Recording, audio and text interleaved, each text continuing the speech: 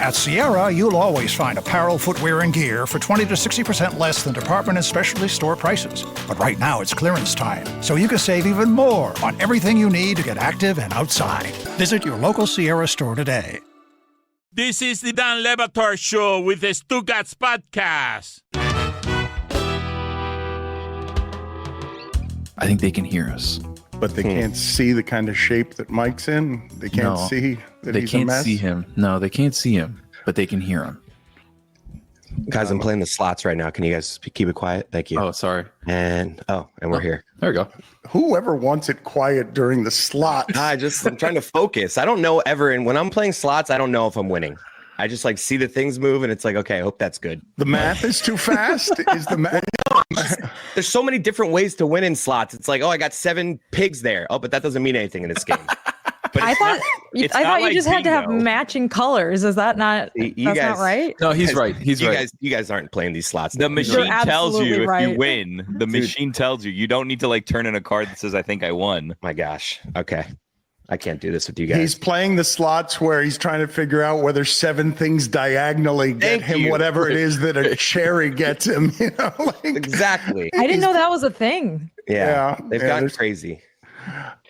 Luis Suarez spit on a Seattle staffer last night. Is that what their soccer team's called? The Seattle Staffers? Mike Ryan is hurting today, and I imagine Jessica is hurting today as well for different reasons, although I thought both of those teams should feel pretty good about what they did last night. Let's start with you, Mike. How are you feeling in general? How much have you slept? Not much. I just did my morning supplement routine, and I opened up the garbage can and I saw that I had chicken McNuggets when I came home. I forgot about that. Let's go. What a night. I just want to say, I mean this in the nicest way possible. You look terrible right now. Mm-hmm. Yep. No, I earned that. I earned every bit of that. I mean, I've never seen you look this bad in your life. Yeah. No, we celebrated. That was a big win in year 4. That was a really fun night. Not quite 2017 levels, but that was a really fun night for Miami last night. So since 2017, Miami has only beaten top 10 teams twice, and both of them are Notre Dame.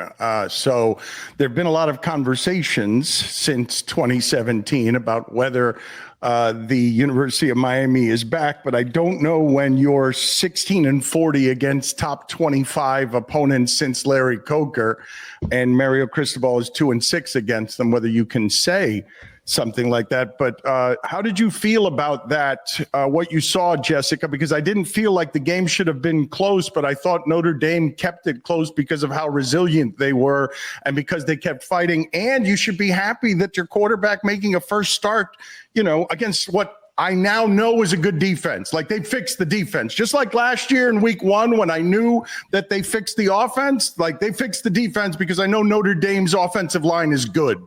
Okay, there's so much that you just set up that I want to respond to. So let me start with saying, very sad that Notre Dame lost. I'm not trying to find silver linings in any of it, but I did think Notre Dame was very resilient in the second half. They made a lot of adjustments and played a lot better and kept it close. I also think Miami got really conservative in the second half. I thought Mario Cristobal was trying to give it away at times. I thought kicking a field goal on 4th and 2 in that, I think it was in the fourth quarter, they could have gone up by 2 scores there. And I was like, he's leaving the door open for a comeback. But I didn't know if Notre Dame's offense had it in them. And I agree with you, Dan. I thought CJ Carr played really well. I thought there were a couple of really fluky plays that this game kind of came down to, right? The interception was a RPO, and he said after the game he should have handed it off to Jeremiah Love and not thrown a screen pass where there were a bunch of Miami defenders, and it went off the Miami guy's cleat and ended up getting intercepted, which that's a bad read, but also a crazy play. And then, of course, the touchdown before halftime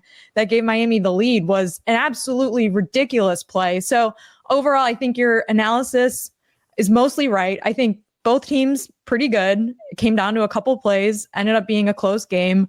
What you want as a fan from the opening weekend, I guess as a college football fan, not as a Notre Dame fan. But, a lot of good and I would say a lot of bad from this as Notre Dame fans, but good win for Miami. Mike, do you agree with the assessment that your defense is now good? Because the interception she's talking about, it's not just Amari Brown and Keontae Scott doing things athletically and physically and quickly. That you're talking about a cornerback who was 6 feet up in the air when he hit the football with his foot. Like that, he was above everybody who was trying to catch the football when he hit the ball with his foot, and it just lands Reuben Bain shouldn't be over there. Like I don't even know what he was doing over there. It has to look a certain way, and it's starting to look a certain way for Miami. They have the athletes, and while that was a lucky play, I mean, he probably should have intercepted it on the first touch. You got to make your own breaks. But I was really impressed with CJ Carr's poise as he grew into the game. He probably kept it too much on the RPOs. I think Marcus Freeman even said after the game, like, we had to pull him aside and tell him, hand the ball off a little bit. But when you consider how slick it was out there, I thought both teams played pretty clean. And I get where Jess is coming from. I think that was a general sentiment from what I could sample. I wasn't really looking at my phone all that much, but people were a little frustrated with the conservative play calling. But I thought Miami was playing complimentary football. And it was only until that fourth quarter after Notre Dame leveled the score that I felt like, wow, this is a surprise. I felt like Miami was kind of controlling the game for most of the game, kind of dictating where it was going. I want to talk about some of the conservativeness because, Billy, you were like everybody else in America who's watching that game. When you see at the end of the first half that Miami's out of timeouts and they have 18 seconds left, you're assuming they're going to do the clock management incorrectly, and they got bailed out there by a one-handed catch you don't see very often. And then toward the end of the game, when I heard Sean McDonough say they've gone 4 straight possessions without getting a first down, that never happened last season. 3 straight possessions because of how good their offense was. I thought everybody was watching that expecting Mario Cristobal to cough up that game. Yes, that's what he does. I think that everyone thought he was going to find a way to blow it. I also thought the FAU kicker was going to miss the field goal. Did I hear right that he only had 4 field goals in his career before at FAU? Because, that's wild when he was there for 3 years. He was 4 for 11. They used him just on kickoffs. He was their kickoff specialist. It was maddening to see them play so conservatively that they're trying to get that kicker, Carter Davis, in position to kick a long field goal. It's your offensive line is great. It's not good. It's great. Look, I know people don't want to make huge extrapolations off of week 1. Pat Forty was among those pointing out last year LSU and USC played a game like that 27-24, and it didn't matter at all at the end of the season. It's rare for a Malachi Toney to have a Sunday to himself, like in football. That's not a normal thing. So he gets a little extra stardom on his name. I did not know until last night that he's 17 years old. And I don't know how Jess feels about if I tell her, not that it's Miami, but you're about to play a team that has running backs and wide receivers named Malachi and Marty. That sounds a bit like an accounting firm, or more than it does like wide receivers and running backs. But to see his speed and what Jessica was saying about the second half adjustments, what you saw in the second half of that game, what we saw in the first half and in the first drive of the third quarter is, look at how big and strong Miami is. They're pushing them around a little bit. They're a 3rd and 1 from ending this game because they're up 21-7. And then Notre Dame made a slew of adjustments, including putting their best defensive back on Malachi Toney. And all of a sudden, Miami's offense went right into the toilet. Couple of Malachi's cutting it up. Notre Dame's got a wide receiver, Malachi too, Dan. I think that the biggest surprise was just the defensive game planning from Notre Dame. I think that going into the game, I said this on my podcast with Michael Jr., The Echoes. Check it out wherever you get your podcast. And we're on YouTube. Follow us on social media, like, subscribe, rate, and review. That the real battle in this game was going to be Notre Dame's defensive line versus Miami's offensive line. And I think that that's absolutely what this came down to. I really didn't think that Notre Dame's offense, I have criticisms of them, but that's not my main issue. I think my main issue is really that, we got Notre Dame fans, I think we got very used to the way Al Golden calls a defense. And this was the first game without Al Golden as the defensive coordinator. Brand new defensive coordinator, Chris Ash, comes in. He's playing more zone. He's not doing as much kind of specialty stuff with blitzes. He's just not calling a super aggressive game plan. And I thought that that was the thing that Notre Dame really needed to do to make Carson Beck make mistakes, because when he's under pressure, he's obviously not as good of a passer as when he's in a clean pocket. And when they were able to get pressure, you could see that. Like he got a little anxious in the pocket and didn't play as well. So well, let's talk about the plays though in the first half that you're talking about, because there were 3 touchdowns. All 3 of them were fluky plays, good plays by the quarterbacks, but all 3 touchdowns were big third down plays. Carson Beck on the first one is rolling to his left. Both touchdowns by Carson Beck. Hang on, wait. Mike is saying his 2 touchdown passes were under crazy pressure. The second, the touchdown pass going into halftime, would you think that was like an amazing pass? Yeah. I think it was an amazing catch. Can it be both? No. It was a great catch. It's one of the all-time catches, but yeah, watch the play again. Everyone's focusing on the catch, but Carson Beck hanging in that pocket. Look, he threw it straight to the Notre Dame safety. It looked like he just chucked it up. A good catch has the ball hitting the number 7.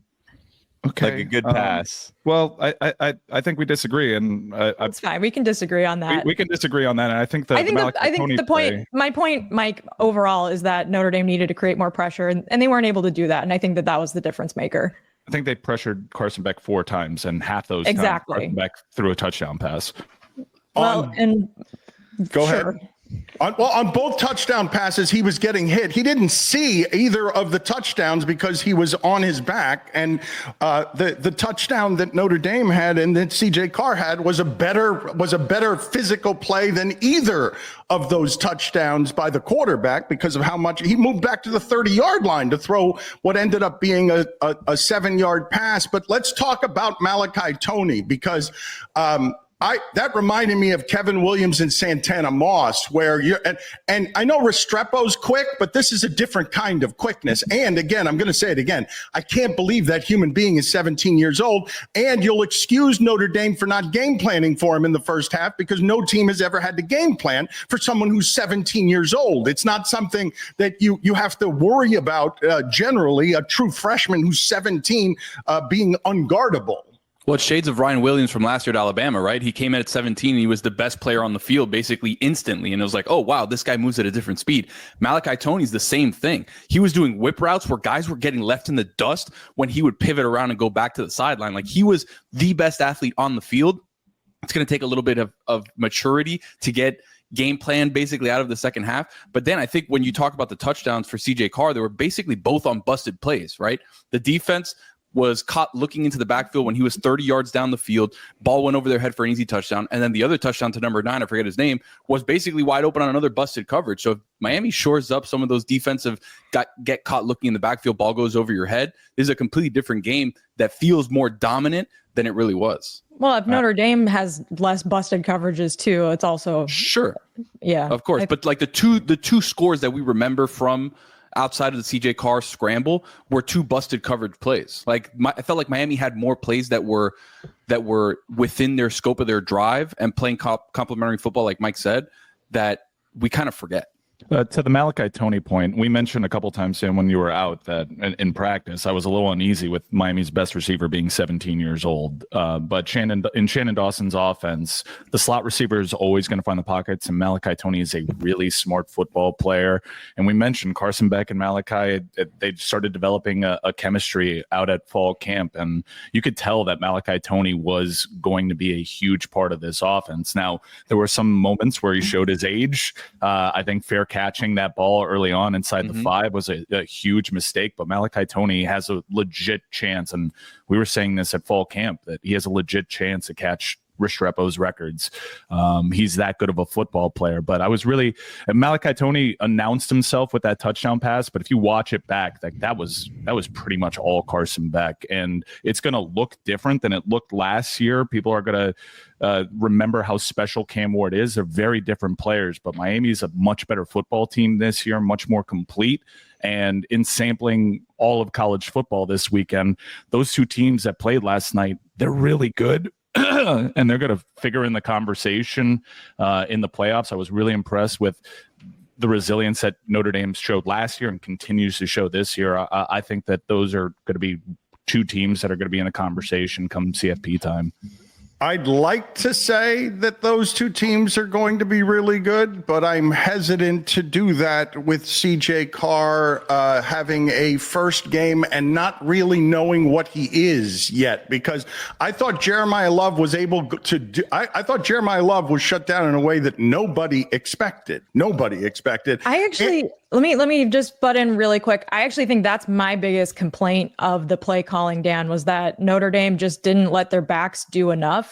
I thought when Jeremiah Love had the ball, he played well. I thought when Jadarian Price was getting in there, he was playing well. And then when Notre Dame went back on offense, like a lot of those RPOs, I can't say off the top of my head how many there were because I haven't watched it back yet. They should have been runs, or they should have just called more true runs, especially in the second half. When you're not giving your running backs a lot of touches and really leaning on your offensive line, you're not going to wear out the defense. It's just going to be 3 and out, and you're making it easy for them. So I think that Miami, I think their defense is very good. I'm not saying that Miami is bad.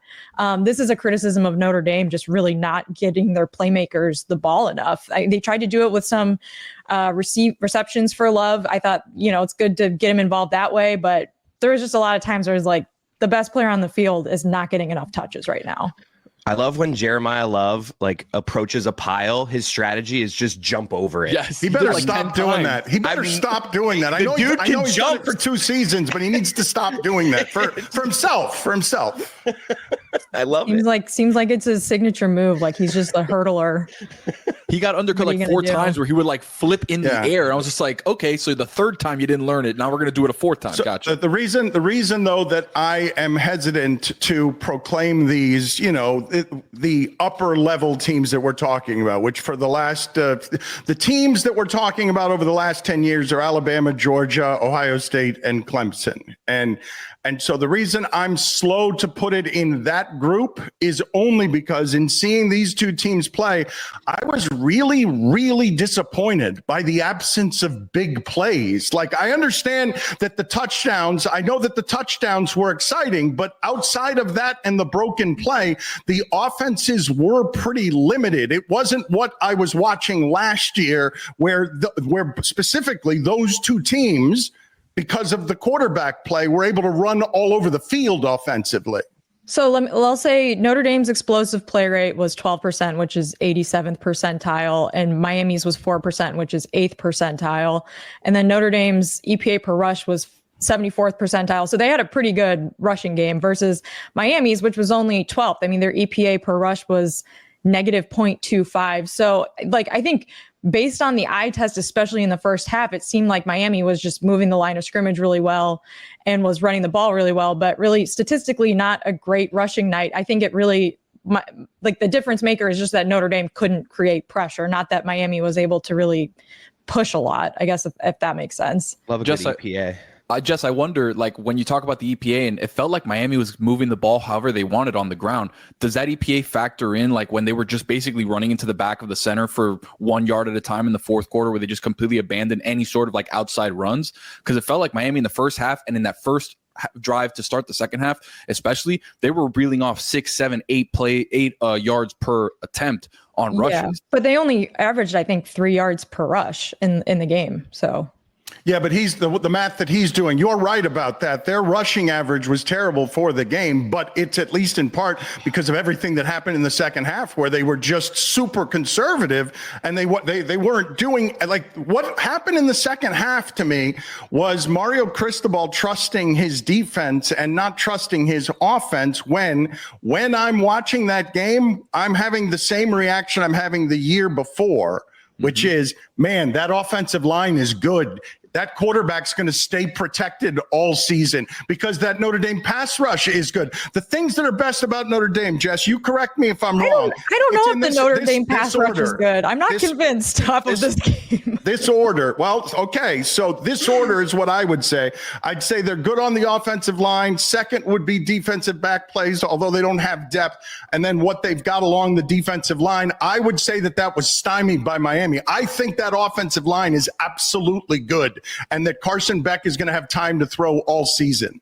Yeah, so I would say I'm not convinced Notre Dame has a great pass rush. That's why going into the game, I said that was going to be a big matchup because Notre Dame lost a couple good interior defensive linemen to the draft last year. So they're replacing some talent. I thought the second half, they certainly were better. I thought the best player on the defense was probably Boubacar Traore, who's coming off an ACL, who was really good last season before he got hurt.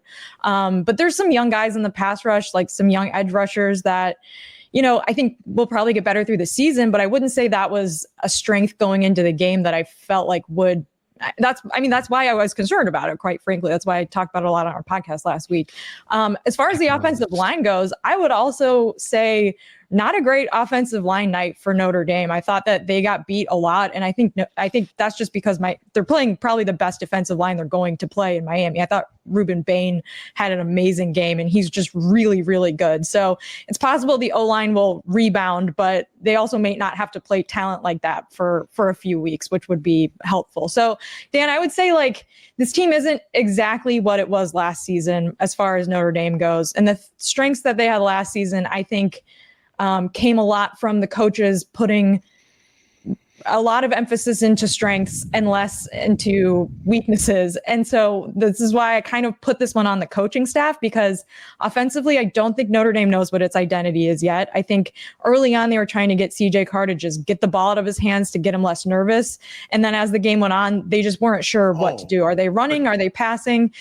They didn't. You're putting this on Notre Dame's coaching staff. They can't control the turnovers. They can't. They did. I thought when they're down 21-7 and Miami's got the ball 3rd and 1 and has held the ball half of the third quarter. I think if Miami gets a first down there, I was expecting Notre Dame to totally cave for the remainder of the game. I thought the coaching in the second half with the quarterback draws and the changing things up so that Miami wasn't doing anything offensively. I thought that they were doing the things that they needed to do because I thought they were a little overmatched athletically, strength-wise. I think in the first half, that was when Notre Dame lost the game. I thought the first half was pretty weak. I don't think they knew what they wanted to do on offense yet, and I don't think the defense was really pushing. And I think that a really good play caller on defense, if you're losing your one-on-one matchups, can create some mismatches or at least disguise things in a way that makes it a little bit harder for the offense. I just don't think they did that much of that to start out the game.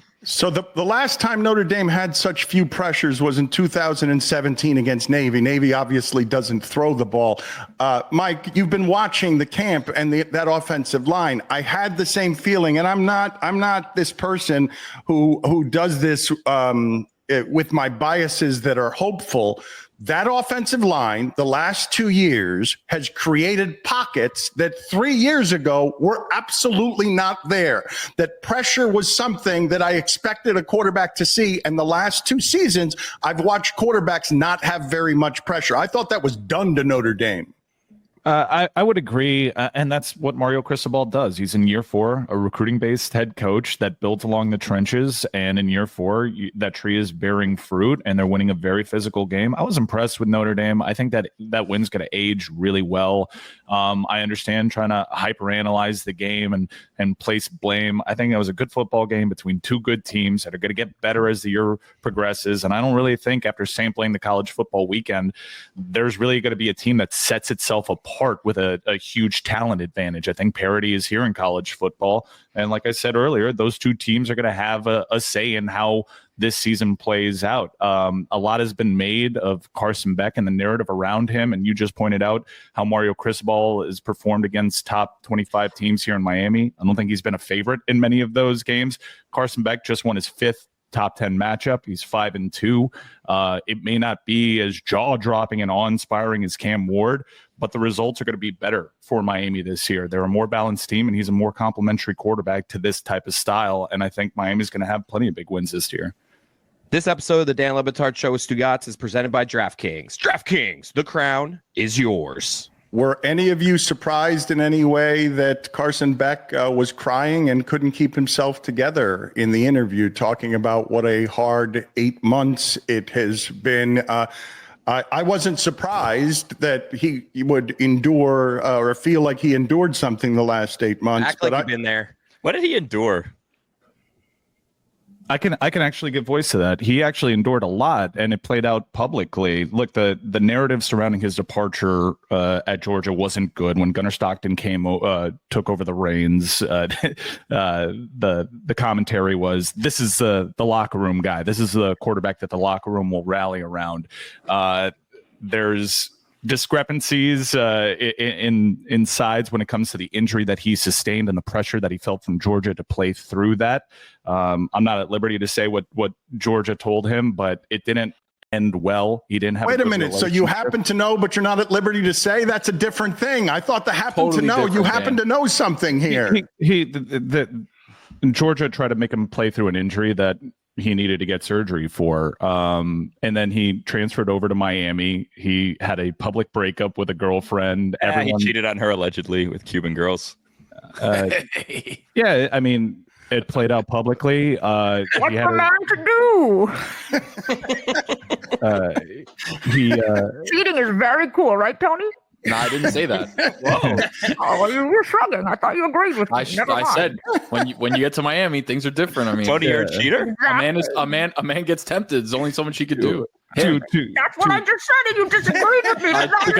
Because I disagreed because it was alleged. It was alleged. Allegedly. What is alleged? You just said the same thing that I just said. No, I said it completely different. No, you said it the exact same. No. You agree with me. I didn't say the C word. Whoa. What? I would say the C word. Let's say it at the same time. 1, 2, 3. You go first. Thank you, Dan. To my earlier point, everybody seems to have an opinion on what happened there because it played out publicly, and I don't think we all have all the facts. And his car got stolen, and that's a lot of change for a young man that it's in his early 20s. His Lambo got stolen, Dan. His Lamborghini got stolen, Dan. Never forget that. He was living in a $5.2 million house in South Miami, Dan, with a Lamborghini. What were you saying? We all have our struggles. This one I do happen to know. Carson Beck had a very difficult time adjusting to this big time move in Miami, and it took him leaning on his family. It took him decompressing, and he came back after powwowing with his family a different guy. And Miami kind of echoes that. I think Carson Beck really matured a lot over this offseason. There was a lot of stuff that happened in the young man's life, and it's fine for us to kind of poo-poo all those things. He got a Lambo stolen, and he cheated on a TikToker. I think it's a little bit more complicated than that. Wait, I think it's a little bit more. Are you confirming? No, I'm talking what you guys are talking. Like Allegedly, that's fine. I thought they were star basketball players a year ago. Mm-hmm. Stars generous there. Jeez. Go ahead. I'm sorry. Are we implying that if it was like a Honda Civic, this would like seem better? Like, what are we doing here to this Lambo? Well, no, let's I want to offer a couple of diluters here. One, it is funny to say he endured a lot this offseason. His Lambo got stolen. That's a funny thing to say. But his car being stolen, I don't believe that we would be laughing quite the same way at him potentially crying during the interview because his car was stolen if it weren't a Lamborghini. I feel like this also goes without saying. He had a pretty important surgery to his arm where he didn't know if he'd throw the football. That's the one. Well, I have to remind you guys that there was a pretty major thing. He didn't know if he would be able to play the position the same way. And when he was struggling out of that injury, he wasn't throwing the ball the same way, and he had a difficult time adjusting to that. It's a lot for the young man to go through, and I think that we kind of sound a little crass and just overlooking it because we just see scavengers and cars. Like it was a lot for a dude in his early 20s. I was just laughing at he's endured a lot. His Lambo was stolen. He 2 years ago completed 72% of his passes. He wasn't that last year. And I imagine, you tell me if you guys had some of this, as much as some people expected Mario Cristobal to cough up that game, I imagine there was also an expectation that Carson Beck might make a bad play, correct? Because I do feel like there were times last year that people expected him to make the wrong play, that he was a different player last year, at least in part because he was a little bit hurt, I would imagine. I think there was a lot of reasons why he was a little bit more reckless. His receiver, and he lost his tight end. Yeah, I mean, he lost Ladd McConkey and Brock Bowers, but his receivers led the nation in drop passes and dropped air yards. I think that the narrative got so far out of control because of the circus, because of the calendar thing, because he was the reported money that he was being paid and all this stuff. There was like a 3-week stretch there where Carson Beck just couldn't get out of the news, and people just made up their minds that this guy that followed Stetson Bennett at Georgia and had a 24-3 lifetime record at quarterback was not a good player. And that I think he's going to really reshape the opinion of him a little bit. Again, it's not going to look like Cam Ward, and it can't for Miami to actually win big time football. It can't look like that. It can't possibly. Miami's going to control games. You're going to see. I thought it was a shame that Jordan Lyle got hurt in that game because Jordan Lyle's a really good running back, but you saw the depth of Miami's running back room there with Fletcher and Marty Brown. That's what this team is going to look like. Undulating waves of depth. And that's what it's going to need to be for Miami to get to the CFP in Charlotte. If I saw anything last night from Carson Beck, it was that he looked very hydrated. And he must have been using Liquid IV, because whether you're transitioning from the relaxed vibe of summer to dialing in your fall routine takes focus and stamina. Push harder and recover faster with Liquid IV's new sugar-free energy multiplier. Hydration and energy in one.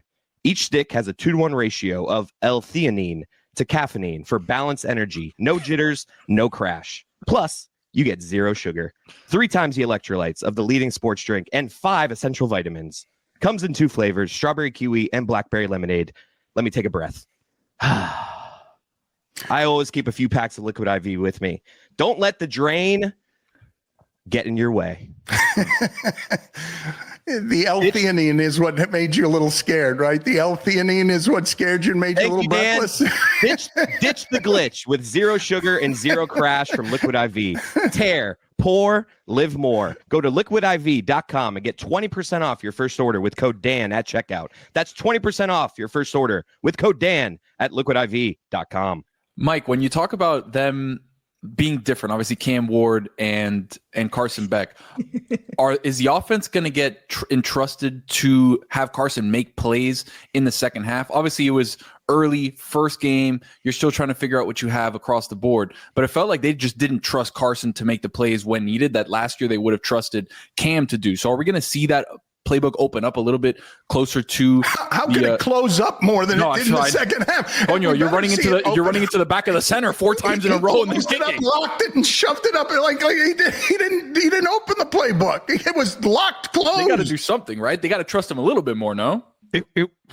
I'm not going to hyperanalyze. It was a 3-point game, and Carson Beck made 2 big-time plays in the face of pressure that was very rare for Notre Dame. The Malachi those are game-winning plays. Yes, EJ Daniels made an unbelievable catch, but Miami. But I'm talking about second half. Half. Second half, I think that Miami had pretty much surmised the advantages they had along the lines, and we're just trying to win that football game. To your question, Carson Beck's going to look really good at times this season. I don't know how many times he's going to play a team as good as Notre Dame. I think the team will get better. I think Malachi Toney will get better.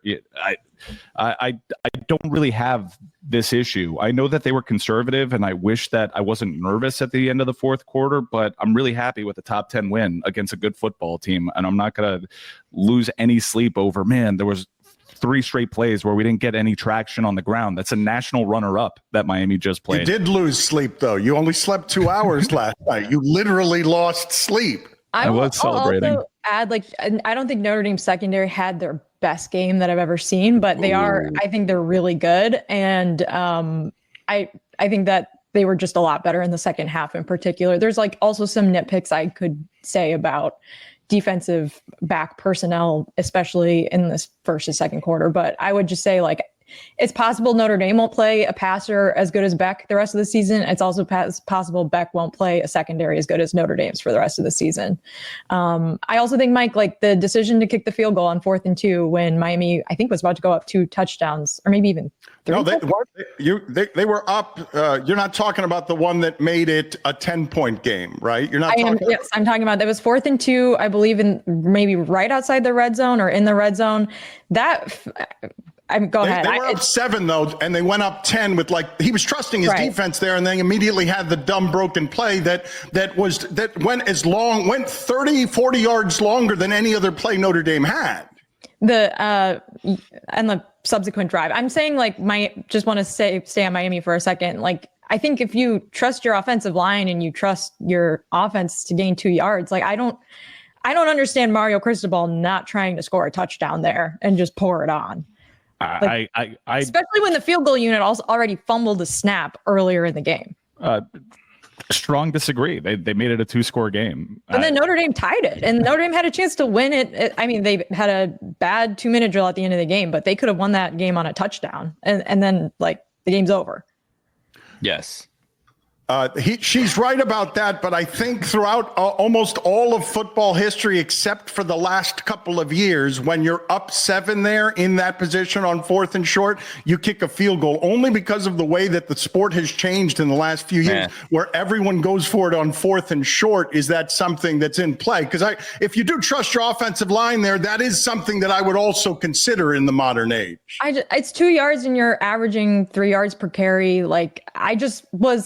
If he was more aggressive there, I think that game ends very decisively for Miami. We're not saying 3-point game between two top 10 teams. I think Mario, this is what I'm trying to deduce as a fan, is did Mario keep it conservative, or did Notre Dame have a better game plan in the second half? I will not know that for sure unless I rewatch this game. Maybe I'll never know, but there were definitely points where I just felt like Miami could have really put the hammer down and they just couldn't do it or wouldn't do it. And that was one of those times. Scared money don't make money, right, Tony? Amen.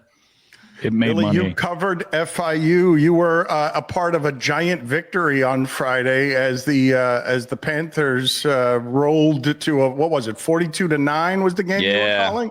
No touchdowns allowed against Bethune. UM's next opponent, by the way, Mike. Oof. How did your broadcast What does go? that mean? Oof. What does that? Oof, they must be. God, how bad must they be? What is that? Wait, what is that supposed to mean? Elaborate, please. When I heard the score, I was just like, I can't wait to hear what school this is. Yeah, Bethune-Cookman. That's I'll be back. Their band expecting came worse. down for Battle of the Bands. It was awesome.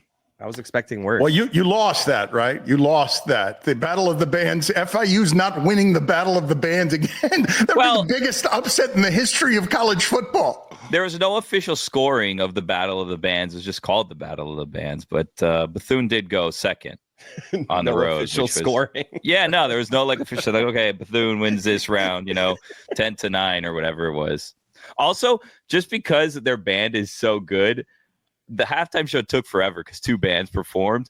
Oof. And then when the second half was going to start, they had about 90 seconds on the field to warm up, but no one was going to be like, all right, band, you got to get off the field here. Because the band leader, it's his 45th season or something, and he's retiring, and his 98-year-old mother was there to watch it. Ah, what an emotional day. Crack open Hampton Farms in-shell peanuts for the crunch you crave. Try their salted, unsalted, and Cajun hot nuts with 7 grams of protein per serving, more than any other nut.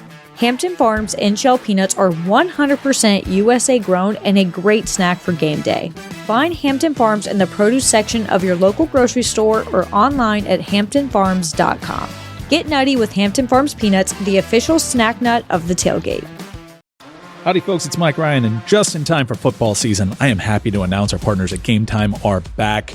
And look, it's not NFL season without in-demand ticket. There's some big games coming. It's going to be hard to get through that door. Sometimes your only option is a secondary market. The Game Time app gives the advantage back to fans. It's the hack for unlocking amazing tickets and experiences in a few taps. It's incredibly easy to use. And the Game Time guarantee means you can trust you'll get 100% authentic tickets on time at the best price. Plus, fees are always included. So what you see is what you pay. I'm an NFL free agent, so I'm always looking for the biggest games, and Game Time makes it so easy to peruse the app and find incredible deals, like NFL tickets as low as $100. They have incredible features like seat views. You get a panoramic view from your seat in the app before you buy. This is clutch if you're not familiar with the venue. And their low price guarantee means Game Time will credit you 110% of the difference if you find a lower price out there. Take the guesswork out of buying NFL tickets with Game Time. Download the Game Time app, create an account, and use code Dan for $20 off your first purchase. Terms apply. Again, create an account and redeem code DAN for $20 off. Swipe, tap, ticket, go. Download the Game Time app today. This is an ad from BetterHelp. Okay, so real talk. Have you ever tried looking up mental health stuff online? 1 second it's do a gratitude journal. The next second it's cold plunge at 4 a.m., which I rather much like, by the way. Then it's throw your phone in the ocean. Like, what am I supposed to do with that? It's overwhelming. The internet's basically screaming at you from 20,000 different directions, and somehow you still feel worse. That's why therapy helps. It's not just about big, heavy trauma. It's about learning how to cope with everyday stuff, setting boundaries, and honestly just figuring out how not to lose it. BetterHelp makes it easy. Over 30,000 therapists, more than 5 million people already helped, and you can do it all online. No waiting rooms, no weird magazines, no commute. You can even switch therapists anytime if it's not a fit. And yeah, it's working. 4.9 stars in the App Store from over 1.7 million reviews. As the largest online therapy provider in the world, BetterHelp can provide access to mental health professionals with a diverse variety of expertise. Talk it out with BetterHelp. Our listeners get 10% off their first month at BetterHelp.com/DLB. That's BetterHelp, HELP.com/DLB. Dan Le Batard. Jess, you can't talk about double-digit national titles when every single call of you winning the national title sounds like this. Oh, there's Chubby Checker running down the sideline. if the audio, yeah, that's not true. Yeah, and there's a World War II veteran pitching into another white guy, and he avoids another white guy. Oh my God, Notre Dame, the Fighting Irish, have done it again for the 8th time, only playing white people. Stugotz. Chubby Checker. I'm sorry. He's black. He's black, and I was like, what's a white named Chubby Checker? I picked a black. I'm sorry, man. I'm improv here. It's a pretty cool riff. Checker running down the side. He spells it differently. All right, his name is Chubby. Maybe you didn't hear me correctly. His name is Chubby Checkers. There's an S at the end. I feel like that should be the largest of 5. Yeah, Chubby. Yeah, it's Chubby Checker. It sounds like a college football name. This is the Dan Le Batard Show with the Stugotz. I want to talk about some of the other things that happen in college football. There is no example greater that people don't know what they're talking about than when 2-10 FSU knocks out Alabama the way that they did. Tommy Castellanos said Saban can't save them, and Saban couldn't save them. Alabama got mad about all of that, and Saban warned on game day, don't do that to Alabama. And now on Get Up today, Greenberg is saying to Paul Feinbaum, do you bring Nick Saban out of retirement right now and allow him to go back to Alabama? And Feinbaum is saying, go on back immediately to Alabama. Let me give you some numbers here. Oh, these are brutal. These numbers are crazy. Yeah. These numbers are crazy when you think of don't follow the guy who's been the legend ever, okay? So when Nick Saban was favored by 2 touchdowns, he was 131-2. So he lost 2 games out of 133. DeBoer has now lost 4 of his 14 games in total, but he's 4-4 as a 2-touchdown favorite. And Alabama had gone 230 games without losing to an unranked opponent. DeBoer has lost 4 of 14 times to an unranked opponent. And then Alabama has also lost 3 of its last 4 games. They lost 3 games in a season twice in the last 17 years. Jeez. Can I say one thing we haven't discussed yet? Lee Corso absolutely nailing his picks. 6-0. Picking Florida State, which seemed like such a crazy Just a homer pick Saturday. Going for 6 for 6 on the way out was absolutely bananas. And I feel like he spoke a lot of this into existence. So good for him going out on a high Not just 6-6, Jessica, but also all the teams he played for and coached also won on Saturday. Like everything went right. He has to in that spot though. Pick Texas just to bother those 90,000 people. Like he has to put the Longhorn hat on in front of those 90,000 people. That was a biased pick. That was not authentic. He didn't authentically believe that. I know, but he didn't authentically believe that. He just did it as a crowd pleaser. Good on the big news. The Fox show doing what we suggested and literally taking the feed. I respect to them. But then can I also just complain about a noon kickoff kicking off at 12:15? Like, we need to stop doing this, That was right? because of the Corso thing. They had to move all the stuff out of the way. They decide when the game kicks off. It can be moved. Like the Mississippi State game that was on ESPN had already kicked off like well before the Texas Ohio State game. And also last night, ABC, I know, like, I think the Chicago market, maybe the Miami market too, had a pregame show. In my market, I had America's Funniest Home Videos. We did. And then that's what we had. 7:30, we didn't have any pro game. 7:30, they put on Hard Rock Stadium, no kickoff until after 7:45. Like 16 straight minutes of nothing before they kick it off. I mean, it's gotten out of control, Dano. Can you guys listen to what I'm about to say here and try not to be amazed because I dare you to not be amazed by what I'm about to say. Brett McMurphy is saying about Ohio State after that Texas shellacking, and Arch Manning. Good God, was that terrible? Brett McMurphy points out that these are the last 7 games for Ryan Day. Beat number 1 Texas 14-7. Beat number 3 Notre Dame 34-23. Beat number 4 Texas 28-14. Beat number 1 Oregon 41-21. Beat number 7 Tennessee 42-17. Beat number 5 Indiana 38-15. And then right in the middle of there, like a big giant turd, a 13-10 loss to unranked Michigan. the one he wants most, like the worst loss there, the worst victory there is against top 7. That's all top 7 teams, but he's got unranked Michigan in there just stinking up his life. What was going on with his nipples? Oh, he pierced them. That was a sight to see. Yeah. Mm-hmm. Yeah. Do you see his nipples, Dan? Back to you, Dan. I saw that you tweeted that in celebration he should pierce his other nipple. That you were that you were tweeting. So wait, question: did you have no context for that? Because that's very funny. No, I knew he had a nipple pierced, but I didn't know he. He definitely does not. Right? He doesn't. No, right? he does. He definitely does. I thought it was just cold. So you had 3 nipples there, Greg? I have nipples, Greg. Can you milk me? Exactly. Jordan Rogers gets to be right then on Arch Manning? Like Jordan Rogers was the only media member. There was a runaway freight train of people telling us how great Arch Manning was. Coach O and others were saying best since Joe Burrow. And that was borderline incompetent. Where does someone find Jordan Rogers' thoughts? Yeah. Is he on?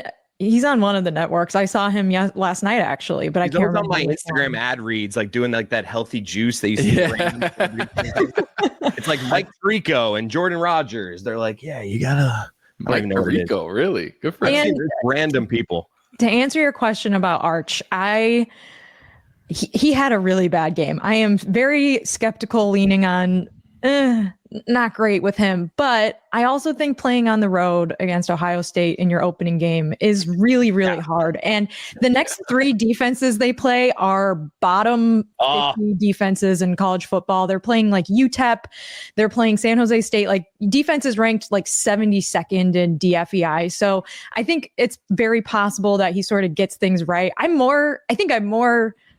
Okay, maybe not more, but a little bit putting it on Sark. I thought the red zone offense for Texas was pretty bad, and I don't think you put that all on Arch. Like, even though Ohio State won and they got conservative at the end to try to ice out the game, I think the post-game win expectancy was pretty low. It was like under 20%. So bad game for Arch Manning, but I think he's got a few more games to figure it out before they play even a top 25 defense in Florida.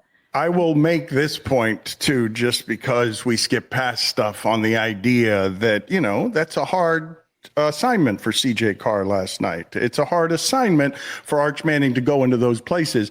The defensive coordinator for Ohio State, while a clown the last 5 years, was someone who was when defensive coordinator of the Patriots, frustrated Peyton, who was pretty good at football. And so it would stand to reason that Arch would go into that place and perhaps not be prepared for what all of that was. Because, I mean, Matt Patricia has had many, many months to prepare for Arch Manning. And we know what Patriots defenses did when they had a lot of time to prepare for things. So I know Matt Patricia's a clown, but Matt Patricia's playing against, he's coaching against somebody who hasn't played a lot of actual real top line football.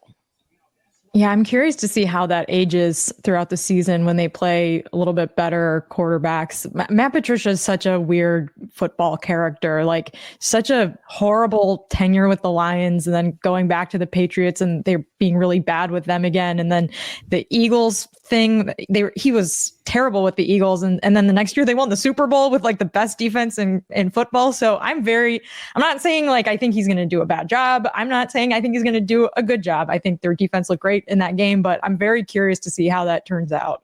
I watched Texas, Ohio State on Saturday the perfect way because I was out a Friday night. Las Rosas got the best of me. I was tired. All right. So I got on my couch. I bet the under. I fall asleep and just check in on that game throughout it. 7-0, 10-7 in the third quarter. I was just like, the under was in the whole time. Nice little nappy poo. Get ready for the 3:30 games.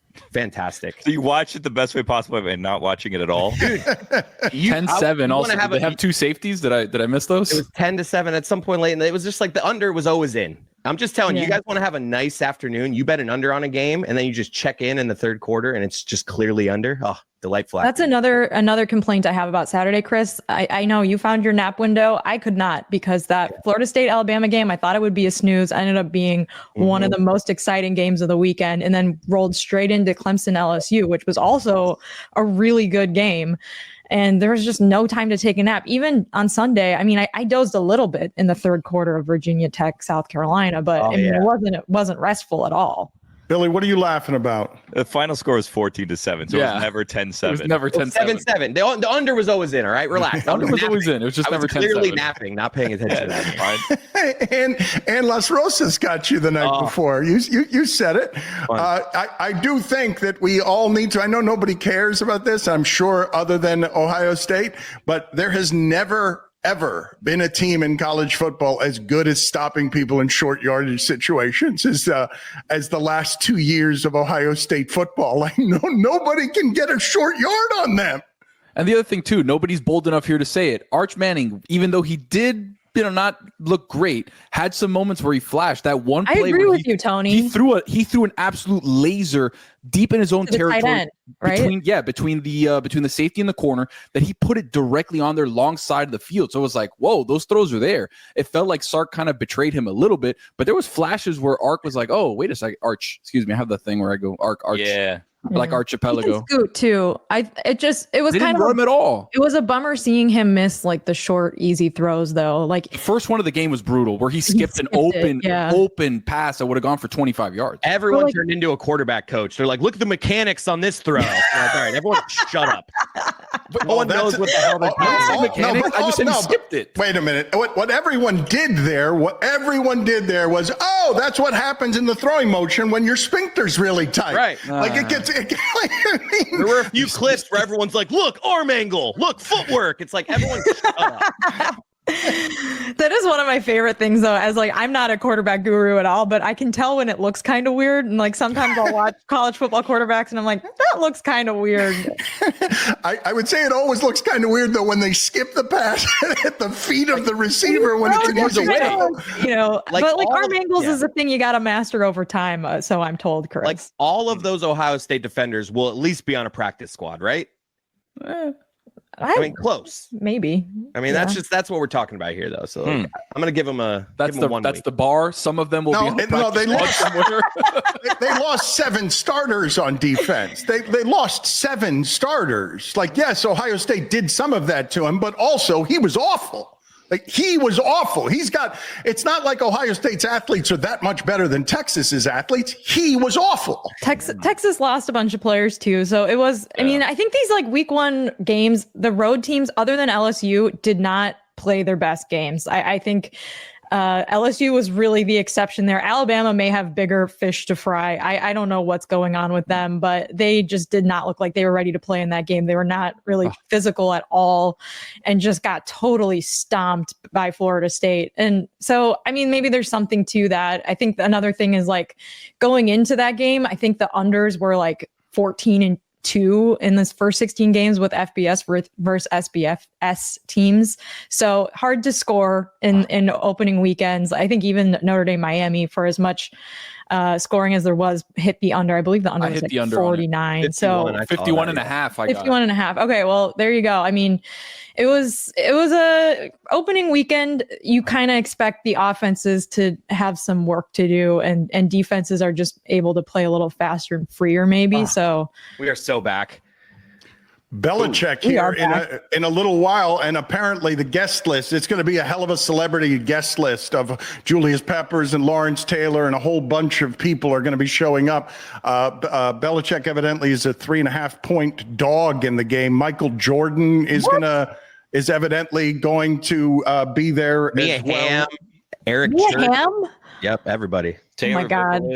Wow. Taylor. Wow. Taylor. Star-studded event. What do you guys think of Dabo on Saturday night? Do you think I'm not sure about Clemson. Do you think he's how old is Dabo? Do you think he had before every season does like a run down the hill just to make sure he still got it? You know, like he's in his no cameras, with no one looking, no videos. Like, all right, let me make sure I still got it.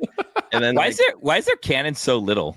Like, and why is it on a U-Haul like dolly that they like run down the hall? They launch the cannon, they run it down like a little dolly, and then the guy's trying to avoid the mascots. Like, why don't we like affix the cannon onto something like on the side and not run down with a cannon? What if they leave the cannon on the hill? That's where the freshmen stand during games, and then the freshmen blow it off during a game. I feel like that's a hazard. Tom Brady's supposed to be there today. Mike Tyson, Jeff Bezos is supposed to be there. No, those were guys that were all at the game last night for Miami. There were a lot of VIPs. Ron DeSantis with Jim Kelly. Saw him in the board. Jim Kelly, Tom Brady was there last night? Yeah. I mean, he lives down here. Apparently, Jess, isn't his son enrolling in Notre Dame?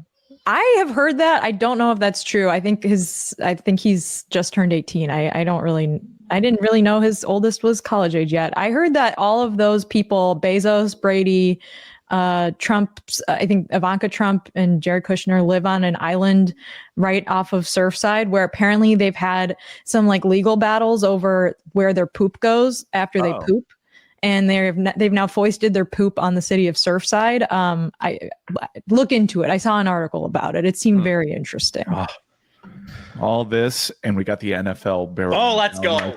In just a couple of days. And if you're like me, you might be an NFL free agent. You like touring the nation and seeing some of the biggest games that the NFL has to offer. Well, guess what?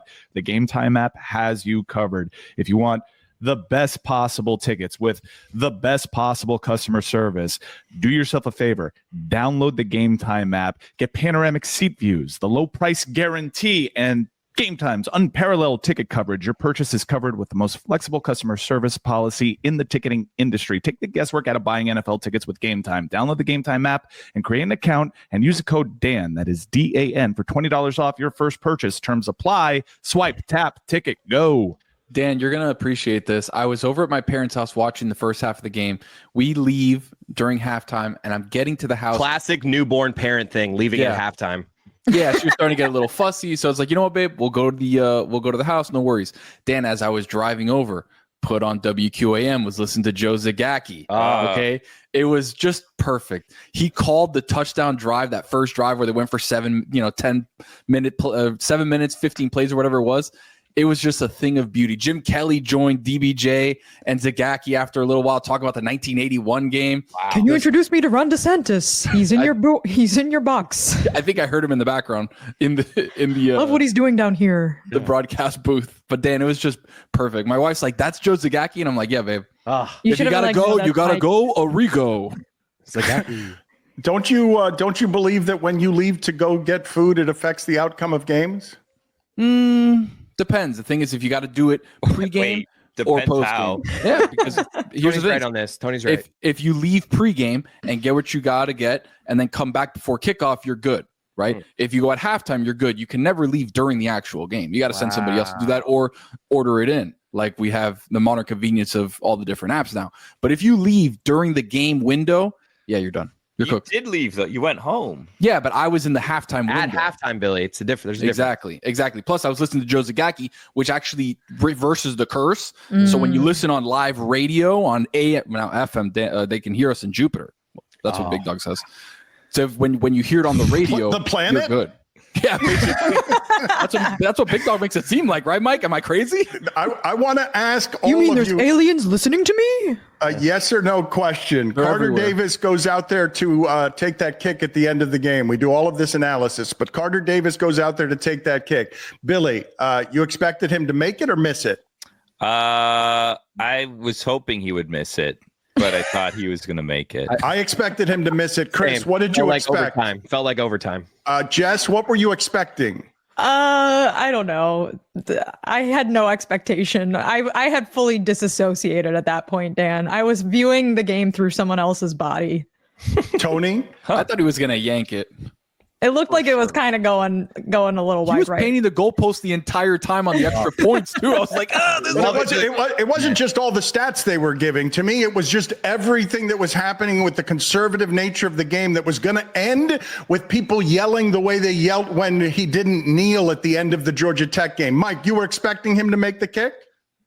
I want to know part of that kick. I want to know part of watching it or experiencing it. I was sitting next to Kevin Clark at the game, and he was just such a bundle of nerves that I guess it rubbed off on me, and I look at me, Louie. You can't go look at me, Louie, for Kevin Clark. Who did that? Yeah, well, he just got me so nervous because he was so like dialed into the game, and in the fourth quarter, it just like went off the rails for him. That you've never gotten ancillary anxiety. I was just caught up in a force field of anxiety, and I had to get the hell out of there. So I just ran down to the tunnel as they lined up to hit that one for that. Hit it again. That's what I did for the Alex Gonzalez home run that back in the World Series. Like sometimes it just needs to be done. Tunnel access, please. What is it? What are we doing here? Yeah, I didn't want to watch a kick. Golden pain for me. I was just like listening. I was listening to the crowd, and when it went, I mean the tunnel. He means Can the I actual say- tunnel where the players run out. It was very Mike. Yes. the way this game played out was very eerily similar to the Orange Bowl between Notre Dame and Penn State, in that it felt like Notre Dame got outplayed in the first half, but there was a small lead going into halftime. Obviously, a little bit bigger lead for Miami because they did convert that touchdown right before the half. But going into halftime, like not an insurmountable lead. And then Notre Dame made some adjustments and came back, kept it close. It came down to a game-winning field goal. I mean, that's exactly the same score as the Orange Bowl, same game-winning kick. The only difference is Notre Dame still had a minute left after the kick, and they just were not able to do anything because Miami just wrecked them on the offense, wrecked their offensive line. But very, very weirdly similar game script there. And those were also two top 10 teams.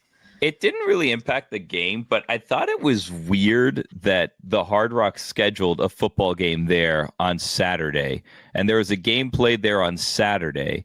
There was horrible weather, and then the bigger game was played on Sunday, which you'd think the field could have been in disastrous shape, which, like, you know, shout out to their grounds crew for not letting it be that. But playing the Orange Blossom Classic the day before a nationally televised game seems like a strange decision for me, because like we would see that when UM would play and then the Dolphins would play the next game, that a lot of times the Dolphins field was in rough shape. I miss the days when they used to play in baseball stadiums, and you'd I see love the field was on there. Yeah, that was the best. The soggy infield. The soggy infield. Let's leave on this note here, because you mentioned that Michael Irvin was at the game last night with a Stephen A. Smith and a fedora. Go ahead, Billy. Which did you like more, the baseball game that was played with like the 10-yard line drawn in the middle of center field, or the football game where the pitcher's mound was where they're kicking field goals from, and it often like threw the ball off to the side? Let's open the show tomorrow with that. Let's close this one today with Michael Irvin just dancing on the sidelines, being maximum Michael Irvin.